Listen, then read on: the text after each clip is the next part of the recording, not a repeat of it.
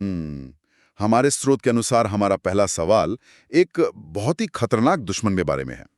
तो पहला प्रश्न है, एड्स रोग किस प्रकार के वायरस से होता है? अच्छा। इसके 4 विकल्प दिए गए हैं। विकल्प A, DNA virus, B, RNA virus, C, bacteria या फिर डी, प्रोटोजोआ। अगर हम इन चारों पे गौर करें ना, तो असली मुजरिम विकल्प बी है, यानी आरएनए वायरस। अच्छा, आरएनए वायरस। हाँ, एड्स फैलाने वाले इस वायरस को एचआईवी कहा जाता है और विज्ञान की भाषा में इसे रेट्रोवायरस की श्रेणी में रखा जाता है। लेकिन यहाँ एक उलझन है। मतलब ज्यादातर जीव और कई वायरस तो डीएनए पर आधारित होते हैं ना, तो इस वायरस का आरएनए होना इतना खतरनाक क्यों है? ये बहुत ही बढ़िया सवाल है। इसे समझने के लिए हमें शरीर की कोशिकाओं के काम करने के तरीके को देखना होगा। ठीक है। हमारी मानव कोशिकाओं का जो मुख्य ब्लूप्रिंट या मास्टर प्लान होता है ना, वो डीएनए होता है। हाँ, वो तो है। तो जब कोई सामान्य डीएनए वायरस हमला करता है, तो वो अपना अपना डीएनए हमारी सेल में डालता है। लेकिन एचआईवी बहुत शातिर है। वो कैसे? क्योंकि ये एक आरएनए वायरस है और इसके पास एक विशेष एंजाइम होता है जिसे रिवर्स ट्रांसक्रिप्टेज कहते हैं। Reverse transcriptase? अच्छा। हाँ, तो जब ये शरीर में घुसता है ना, तो ये अपने आरएनए को रिवर्स इंजीनियर करके वापस डीएनए में बदल देता है। ओहो, मतलब ये वायरस अपना रूप बदल रहा है। बिल्कुल। और सिर्फ रूप ही नहीं बदलता, बल्कि ये जो नया बना हुआ वायरल डीएनए है, ये हमारी इंसान की कोशिकाओं के मुख्य डीएनए के अंदर जाके छुप जाता है। बाप रे, ये तो एकदम जैसे किसी दुश्मन जासूस ने किसी फैक्ट्री के मास्टर ब्लूप्रिंट में अपने नकली पन्ने जोड़ दिए हों। एकदम सही एनालॉजी है ये। अब हमारी ही कोशिका इस भ्रम में रहती है कि वो अपना काम कर रही है। लेकिन असल में क्या हो रहा होता है? असल में वो उस हैक किए गए ब्लूप्रिंट को पढ़कर एचआईवी वायरस की हजारों नई कॉपियां बनाने की फैक्ट्री में तब्दील हो जाती है। क्या बात है, ये तो सच में किसी जासूसी फिल्म के हैकर जैसा काम है। हाँ, बिल्कुल। और ये हैकर शरीर में घुसकर चुपचाप नहीं बैठता ना, ये एक बहुत ही खास जगह हमला करता है। और यही बात हमारे अगले सवाल में पूछी गई है। बताइए अगला सवाल क्या है? प्रश्न 2 है, एचआईवी मुख्य रूप से किस प्रकार की कोशिकाओं को नष्ट करता है? इसके विकल्प हैं, ए, आरबीसी यानी लाल रक्त कोशिकाएं, बी लिम्फोसाइट, सी, टी लिम्फोसाइट या डी, न्यूट्रोफिल। इस सवाल का सीधा जवाब है विकल्प सी, यानी टी लिम्फोसाइट। लेकिन इसके पीछे की वजह बहुत खौफनाक है। अगर इसे एक रूपक के नजरे से देखें ना, तो एक आरएनए वायरस शरीर में घुसकर सीधे टी लिम्फोसाइट को निशाना बना रहा है। शरीर में करोड़ों कोशिकाएं हैं, पर हमला सिर्फ वहीं क्यों? क्या ये ऐसा ही है जैसे कोई दुश्मन देश हमला करे और सबसे पहले सेना के जनरलों या कमांडरों के कम्युनिकेशन सेंटर को ही उड़ा दे? हाँ, ताकि पूरी फौज दिशाहीन हो जाए। ये तुलना एकदम सटीक है। अच्छा। हाँ, क्योंकि ये जो टी लिम्फोसाइट्स है ना, जिन्हें हम हेल्पर टी सेल्स भी कहते हैं, ये असल में हमारे इम्यून सिस्टम के जनरली हैं। अच्छा, तो इनका काम क्या होता है? शरीर में कोई भी बाहरी घुसपैठिया आता है तो उसे पहचानने और बाकी की सेना को, जैसे कि बी लिम्फोसाइट्स को हथियार बनाने का आदेश देने का काम इन्हीं का होता है। ओहो, और वायरस सीधा इन्हीं पर हमला कर रहा है? बिल्कुल। एचआईवी इन्हीं जनरलों के अंदर घुसकर अपनी कॉपियां बनाता है और बाहर निकलते वक्त उस टी सेल को फाड़कर नष्ट कर देता है। यानी रक्षा प्रणाली का दिमाग ही खत्म हो गया। ठीक कहा। और इसीलिए एड्स का मरीज ना, वो सीधे एचआईवी से नहीं मरता। तो फिर उसका इम्यून सिस्टम इतना अंधा और कमजोर हो जाता है कि कोई सामान्य सी बीमारी या फंगस भी शरीर के लिए जानलेवा बन जाती है। आदेश देने वाला तो कोई बचा ही नहीं ना। ये वाकई हैरान करने वाली और डरावनी रणनीति है। जी। चलिए, अब वायरस की दुनिया से निकलकर थोड़ा परजीवियों के जाल को समझते हैं। हमारा अगला सवाल एक ऐसी बीमारी से जुड़ा है जिसने मानव इतिहास की दिशा ही बदल दी है। हाँ, मलेरिया। बिल्कुल। तो प्रश्न 3 है, मलेरिया रोग का कारण बनने वाला परजीवी है और विकल्प हैं, ए, ट्रिपैनोसोमा, बी, प्लाज्मोडियम, सी, लीशमेनिया या डी, एंटमीबा। यहाँ विज्ञान की सुई विकल्प बी की तरफ जाती है। सही जवाब है प्लाज्मोडियम। प्लाज्मोडियम, ठीक है। अब इसी से बिल्कुल जुड़ा हुआ हमारा अगला सवाल भी है जो पूरी तस्वीर को एकदम साफ कर देगा। प्रश्न 4 पढ़ते हैं, मलेरिया का वाहक कौन सा मच्छर है? विकल्प हैं, ए, एडीज नर, बी, क्यूलेक्स मादा, सी, एडीज मादा या डी, एनोफिलीज मादा। बिना किसी शक के इसका जवाब है विकल्प डी यानी एनोफिलीज मादा मच्छर। अब यहाँ ना मुझे एक बहुत दिलचस्प विरोधाभास नजर आता है। वो क्या? अगर इन दोनों सवालों को हम एक साथ देखें तो रोग का असली कारण या मुजरिम तो प्लाज्मोडियम है, हाँ, लेकिन उसका वाहक मच्छर है। इसका मतलब मच्छर खुद बीमारी नहीं है, वो सिर्फ एक ट्रांसपोर्ट सिस्टम या टैक्सी की तरह काम कर रहा है। बिल्कुल, ये सोचने का बहुत ही स्पष्ट नजरिया है। प्लाज्मोडियम एक ऐसा परजीवी है जो अपना जीवन चक्र 2 अलग-अलग मेजबानों में पूरा करता है। अच्छा, हाँ, आधा जीवन इंसान के अंदर और आधा मच्छर के अंदर। लेकिन एक सवाल है, सिर्फ मादा एनोफिलीज ही क्यों, नर क्यों नहीं? असल में मादा एनोफिलीज मच्छर को अपने अंडे विकसित करने के लिए एक खास तरह के प्रोटीन की आवश्यकता होती है, जो सिर्फ इंसानी खून में मिलता है। ओहो, यानी वो खून सिर्फ अपनी भूख मिटाने के लिए नहीं बल्कि प्रजनन के लिए पीती है। हाँ, बिल्कुल। और जब वो खून चूसने के लिए किसी इंसान की त्वचा में अपना डंक डालती है ना, तो खून जम ना जाए, इसके लिए वो अपनी लार इंसान के शरीर में छोड़ती है। अच्छा, हाँ, तो उस लार के जरिए। हाँ, उसी लार के साथ साथ प्लाज्मोडियम परजीवी चुपके से इंसान के खून में छलांग लगा देता है और फिर खून के जरिए लिवर में छुपकर अपनी तादाद बढ़ाता है बाप रे। और फिर लाल रक्त कोशिकाओं पर हमला कर देता है। जब ये कोशिकाएं फटती हैं ना, तभी मलेरिया का तेज बुखार और कंपकपी आती है। तो मतलब हाँ, मच्छर केवल एक फ्लाइंग टैक्सी है जिसने उस खतरनाक यात्री को सीधा लिवर के दरवाजे तक छोड़ दिया। बिल्कुल सही। प्रकृति का ये चक्कर कितना जटिल और क्रूर है। हाँ, वो तो है। चलिए, अब तक हमने वायरस और परजीवियों के बारे में जाना। हमारे सोर्सेज अब बैक्टीरिया की तरफ बढ़ते हैं और ये बताते हैं कि शरीर कभी-कभी इन खतरों पर कैसे ओवर रिएक्ट करता है। तो सवाल नंबर 5 की तरफ चलते हैं। प्रश्न 5 है, टाइफाइड रोग किस जीवाणु के कारण होता है? अच्छा। इसके विकल्प हैं ए विब्रियो कॉलेरी, बी शिगेला, हाँ, सी सैल्मोनेला टाइफी हाँ। या डी स्टेफिलोकोकस। इस सूची में सही विकल्प सी है, सैल्मोनेला टाइफी। इतना आसान है। हाँ, और ये बैक्टीरिया मुख्य रूप से दूषित पानी और भोजन के जरिए शरीर में प्रवेश करता है। तो क्या हमारा पेट इसे मार नहीं पाता? देखिए, हमारे पेट का एसिड ज्यादातर बैक्टीरिया को मार देता है, लेकिन ये जो सैल्मोनेला टाइफी है ना, ये उस एसिड से बचकर आंतों तक पहुंचने में बहुत माहिर होता है। हो, और फिर वहां से आंतों की दीवार में घुसकर ये सीधा खून में फैल जाता है और उसी से टाइफाइड का तेज बुखार होता है। समझ गया। ये तो हुई बात जब कोई खतरनाक बैक्टीरिया अंदर आता है, लेकिन कई बार शरीर कुछ ऐसी चीजों पर भी आक्रामक हो जाता है जो असर में नुकसानदेह नहीं होती। हाँ, बिल्कुल। और इसी से जुड़ा है हमारा छठा सवाल। प्रश्न 6 है, एलर्जी के दौरान शरीर में किस रसायन का स्राव अधिक होता है? विकल्प दिए गए हैं ए इंसुलिन, बी हेपेरिन, सी हिस्टामीन या डी थायरॉक्सिन। एलर्जी के मामलों में सही जवाब है विकल्प सी यानी हिस्टामीन। अब ये जो हिस्टामीन है ना, इसका काम मुझे बहुत अजीब लगता है। क्यों? ऐसा क्यों? अगर इसे एक बिल्डिंग की सुरक्षा के नजरिए से देखें तो हिस्टामीन का निकलना कुछ ऐसा है जैसे किसी बिल्डिंग का सिक्योरिटी गार्ड एक छोटी सी मासूम बिल्ली को देखकर घबरा जाए। हाँ, और गलती से इमरजेंसी फायर अलार्म बजा दे। बिल्कुल। अचानक पूरी बिल्डिंग में हड़कंप मच जाता है, पानी के स्प्रिंकलर चालू हो जाते हैं और अफरा तफरी मच जाती है। एलर्जी में इंसान की नाक से पानी गिरना भी कुछ ऐसा ही लगता है। ये फायर अलार्म वाली बात ना विज्ञान के नजरिए से एकदम सटीक बैठती है। एलर्जी असल में इम्यून सिस्टम की एक ओवर रिएक्शन ही तो है। मतलब बिना बात की घबराहट। हाँ, जैसे धूल का एक छोटा सा कण हो या फूल का पराग कण, ये कोई जानलेवा वायरस तो नहीं है ना? बिल्कुल नहीं। लेकिन कई बार इम्यून सिस्टम कंफ्यूज हो जाता है। शरीर में मांसकोशिकाएं होती हैं जो गार्ड की तरह काम करती हैं। जैसे ही वो धूल के कण को देखती हैं, वो भारी मात्रा में हिस्टामीन छोड़ देती हैं। तो ये हिस्टामीन शरीर के अंदर भौतिक रूप से करता क्या है? मतलब जिससे हमें इतनी खुजली और सूजन होती है?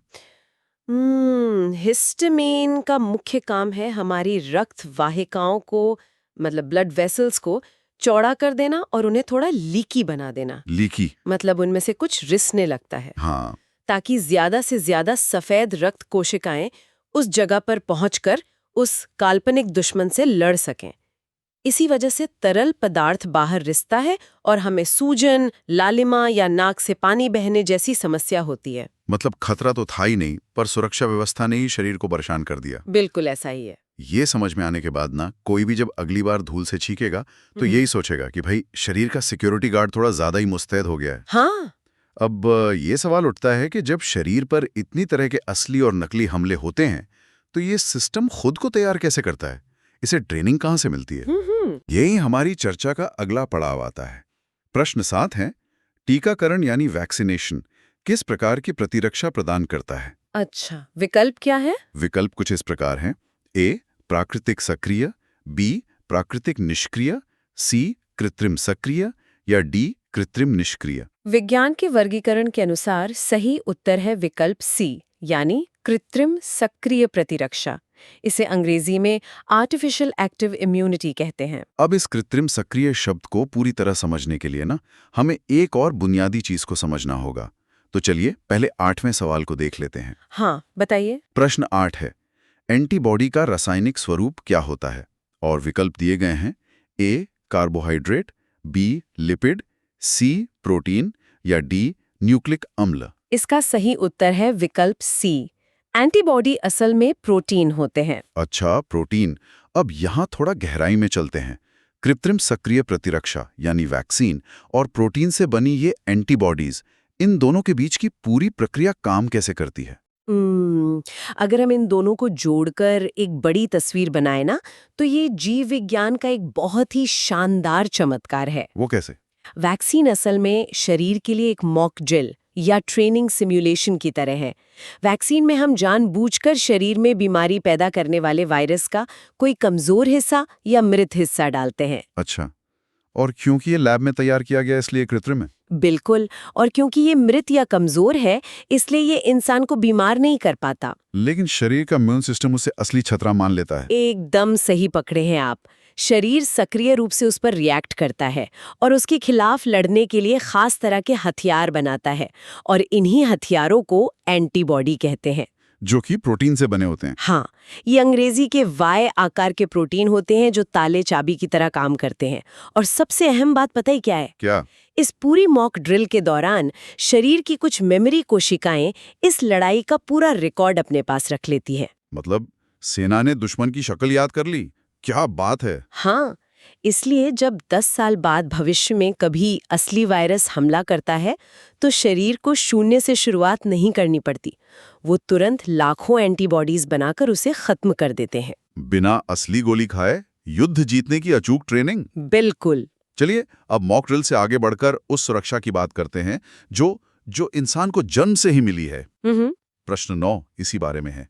जन्मजात प्रतिरक्षा यानी इनेट इम्यूनिटी का भाग कौन सा है? विकल्प हैं, ए, एंटीबॉडी, बी, त्वचा, सी, मेमोरी कोशिकाएं या डी, टी कोशिकाएं।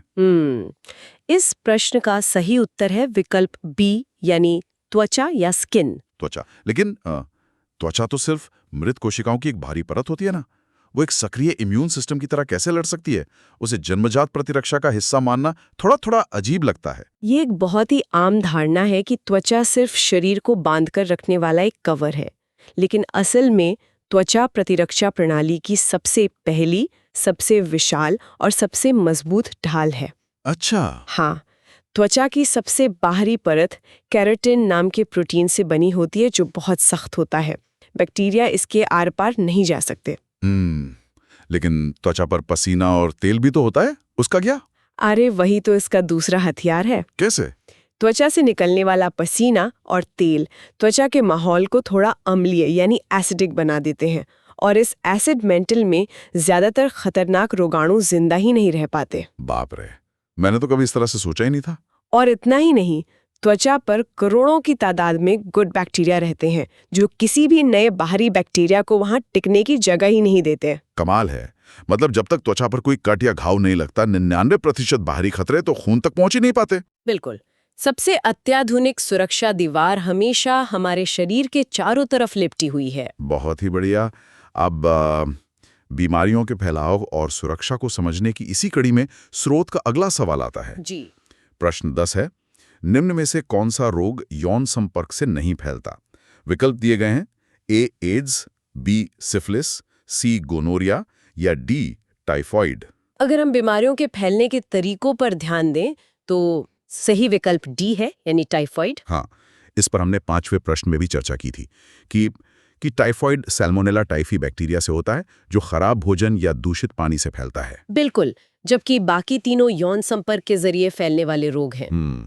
अब हमारी चर्चा एक बहुत ही दिलचस्प मोड़ पर पहुंचती है, जहां हम ये देखेंगे कि बाहरी रसायन शरीर के अंदरूनी संवाद और अलर्ट सिस्टम को कैसे बिगाड़ते हैं। ये बहुत महत्वपूर्ण विषय है। तो प्रश्न 11 पढ़ते हैं। ड्रग्स और अल्कोहल का सबसे अधिक प्रभाव किस तंत्र पर पड़ता है? अच्छा, इसके विकल्प हैं ए पाचन तंत्र, बी श्वसन तंत्र, सी तंत्रिका तंत्र या डी परिसंचरण तंत्र। इसका बिल्कुल स्पष्ट जवाब है विकल्प सी, यानी तंत्रिका तंत्र, जिसे हम नर्वस सिस्टम कहते हैं। ड्रग्स और अल्कोहल सीधे दिमाग को कैसे प्रभावित करते हैं? क्या ये नसों के अंदर के सिग्नल को रोक देते हैं? देखिए, हमारा तंत्रिका तंत्र अरबों न्यूरॉन से मिलकर बना है। एक न्यूरॉन से दूसरे न्यूरॉन तक संदेश भेजने के लिए बीच में खाली जगह होती है, जिसे सिनैप्स कहते हैं। अच्छा, सिनैप्स। हाँ, और वहां संदेश न्यूरोट्रांसमिटर्स नामक रसायनों के जरिए तैर कर पार करते हैं। ड्रग्स और अल्कोहल सीधे इन रसायनों की मात्रा में छेड़छाड़ करते हैं। तो मतलब जैसे अगर कोई अल्कोहल पीता है तो अल्कोहल एक डिप्रेसेंट की तरह काम करता है, जो इन सिग्नल्स को धीमा कर देता है। इसीलिए इंसान का शारीरिक तालमेल बिगड़ जाता है और सारे रिफ्लेक्स एक्शन सुस्त पड़ जाते हैं। और जब शरीर के अंदरूनी सिग्नल ही सुस्त हो जाते हैं तो खतरे की घंटी बजना भी बंद हो जाती है। बिल्कुल सही कहा आपने। अब शरीर के इसी आपसी तालमेल और संदेश भेजने की प्रणाली से जुड़ा है हमारा 12वां सवाल। बताइए। प्रश्न 12 है, इंटरफेरॉन किससे संबंधित है? विकल्प हैं ए एंटीबायोटिक, बी हार्मोन, सी एंटीवायरल प्रोटीन या डी एंजाइम।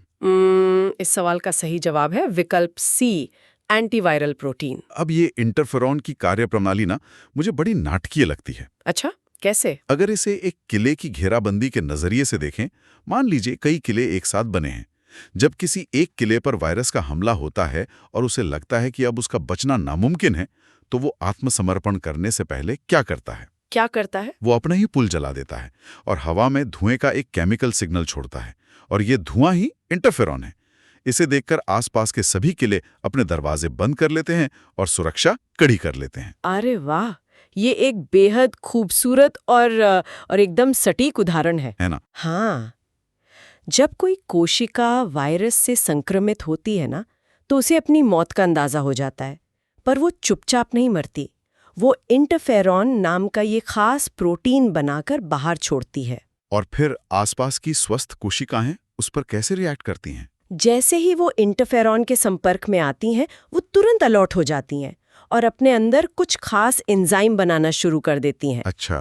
फिर अगर वायरस उन कोशिकाओं में घुसने की कोशिश करता है, तो ये एंजाइम वायरस के आरएनए को टुकड़े टुकड़े कर देते हैं, यानी वायरस आगे नहीं फैल पाता। मतलब एक कोशिका की कुर्बानी ने बाकी सबको बचा लिया। बिल्कुल, ये कोशिकाओं के आपसी सहयोग का सबसे बेहतरीन सबूत है। ये वाकई हैरान करने वाली बात है कि इतनी सूक्ष्म चीजों में भी ऐसा सामूहिक बचाव तंत्र मौजूद है।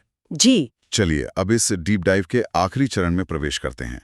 यहाँ हम देखेंगे कि संक्रमण शरीर में घुसने की कोशिश कैसे करता है, और अगर वो सफल हो जाए तो शरीर उसे कैसे छानकर बाहर निकालता है। तो प्रश्न 13 है, रोगजनकों के विरुद्ध शरीर की पहली रक्षा पंक्ति है, और विकल्प हैं ए एंटीबॉडी, बी त्वचा, सी लिम्फ नोड या डी स्प्लीन। इसका सही उत्तर है विकल्प बी, त्वचा।